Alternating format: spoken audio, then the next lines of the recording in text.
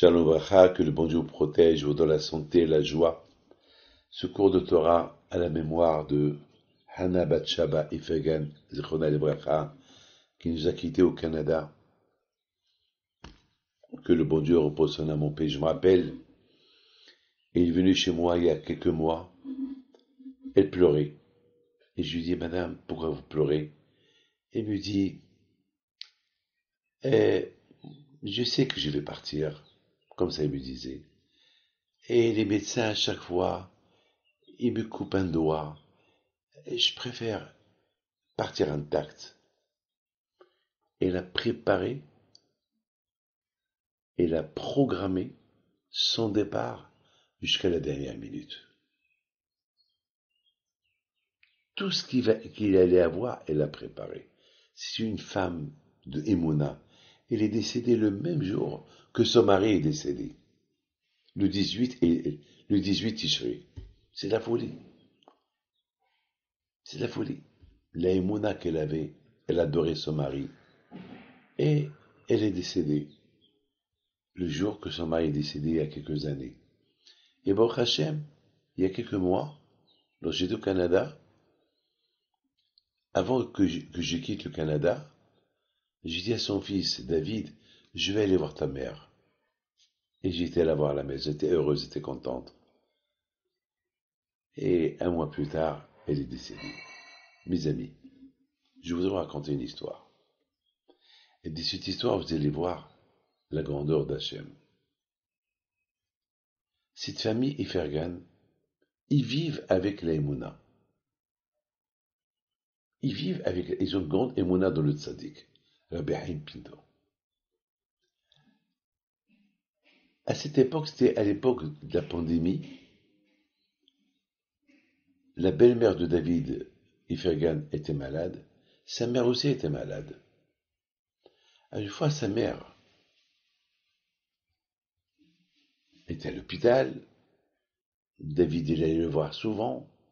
C'était à l'époque de la pandémie. C'était pas facile de visiter le malade. Et, Baruch Hashem, ils l'ont libéré. Et maintenant, c'est sa belle-mère qui est à l'hôpital. Alors, la femme de David, David Ifergan, il lui dit, lorsque ta mère était malade, tu allais la voir. Et maintenant, tu faisais tout pour elle. Et maintenant, ma mère, qu'elle est malade, personne ne va la voir. On peut même pas aller la visiter. Tu peux pas faire quelque chose pour aller voir comment elle va. Il lui dit, comment je vais faire? C'est interdit. C'était à l'époque de la pandémie. C'est interdit. Alors, il lui dit, ah ben, comme tu as fait pour ta mère, tu fais pour ma mère. Eh ben, c'est un vendredi. David est faire grand, il n'est pas grand de taille. Il est petit de taille. Et c'était un vendredi matin. Il va à son bureau. Il vend des lunettes, en gros. Il y a un monsieur qui arrive le matin. En général, c'est pas lui qui sert les clients. Il y a toujours des ouvriers qui servent les clients. Et voilà, lui, il est là. Il voit le monsieur. Et le monsieur, il s'avère que c'était un médecin à l'hôpital où sa belle-mère, elle se trouve. Il lui dit, tu travailles à l'hôpital? Oui. J'ai un problème. J'ai ma belle-mère que j'ai pas vue depuis qu'on n'a pas vu. On n'a même pas le droit d'aller la voir. Est-ce qu'il y a un moyen pour que je puisse la voir? Il lui dit, vous savez quoi? Moi aujourd'hui je peux pas vous aider. Parce que je dois aller passer le week-end quelque part. Mais j'ai besoin d'une paire de lunettes. Mais ce que je peux faire pour vous, c'est que je vous prête ma blouse. Peut-être, et d'ailleurs tout le monde met le masque. Et allez-y. Allez-y à l'hôpital. Peut-être ils vont vous laisser avec la blouse. Personne ne va vous parler. Mais le problème, c'est que la blouse, elle était longue. Et lui, lorsqu'il a mis être traîné par terre, comment il va rentrer à l'hôpital avec cette blouse? Et de l'autre côté, s'il se fait arrêter, c'est un problème.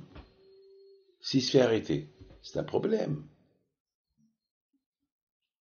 Alors, mes amis, il a appelé Rabbi Haim Pinto. Pourquoi Rabbi Haim Pinto, il l'aide? Il va à l'hôpital. Il prend la blouse avec lui. Mais il avait peur s'il se fait arrêter.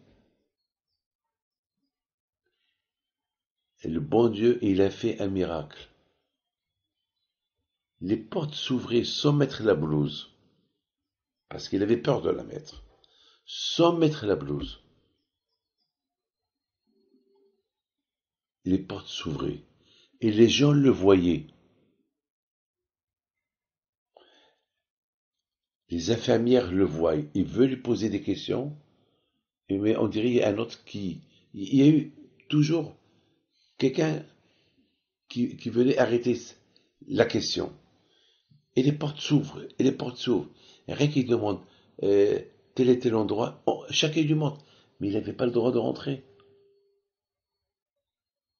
Donc, il n'avait même pas besoin de se servir de cette blouse, parce qu'il avait peur. Et il rentre, et les portes s'ouvrent jusqu'à qu'il arrive à l'endroit où sa belle-mère se trouvait. Elle l'a vu, ils se sont vus, ils ont parlé, elle était contente, il a porté à manger, et il est sorti. Dès qu'il est sorti, il m'appelle. Rabbi David, regarde le miracle qui m'est arrivé.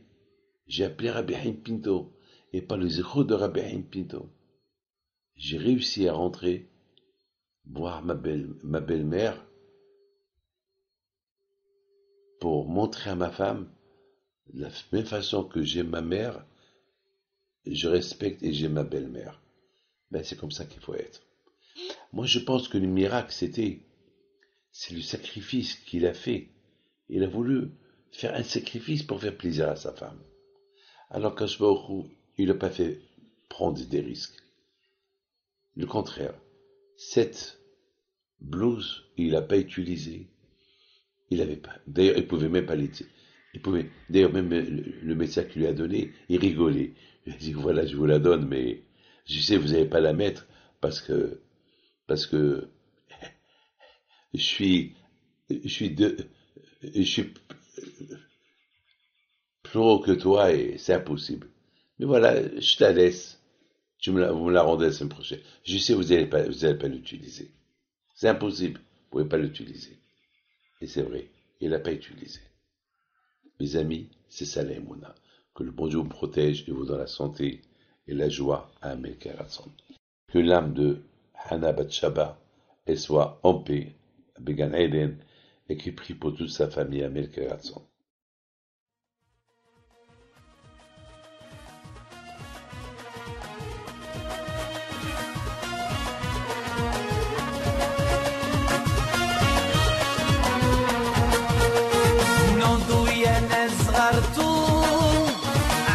حي بنتو وقف لنا زي خوتو